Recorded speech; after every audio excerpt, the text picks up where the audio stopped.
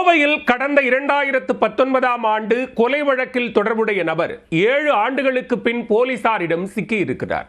சாமியார் வேடத்தில் தலைமறைவாக சுற்றித் திரிந்தவர் வசமாக சிக்கியது எப்படி?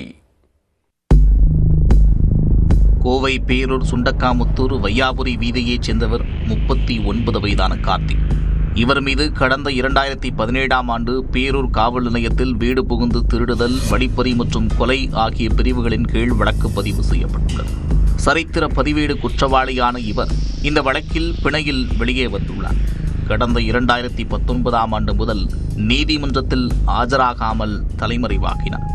இதனையடுத்து அவருக்கு எதிராக நீதிமன்றம் பிடியாணை பிறப்பித்தது. நீண்ட நாட்களாக போலீசாருக்கு சவால் விட்டு தலைமறைவாக இருந்த கார்த்திக்கை பிடிக்க பேரூர் உட்கோட்ட காவல் கண்காணிப்பாளர் சுரேஷ் தலைமையில் தனிப்படை அமைக்கப்பட்டது.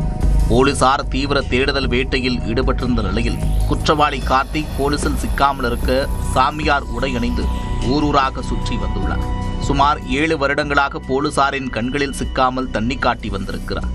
சாமியார் தோற்றத்தில் அடையாளத்தை மாற்றிக்கொண்டு திரிந்த கார்த்திக் ஞாயிற்றுக்கிழமை கோவை அரசு மருத்துவமனை அருகே சுற்றித் திரிந்துள்ளார். சாமியார் வேடத்தில் சந்தேகம் படும்படியாக தெரிந்த அவரை போலீசார் பிடித்து விசாரித்த போது அவர் முன்னுக்கு பின் முரணாக பேசியிருக்கிறார்.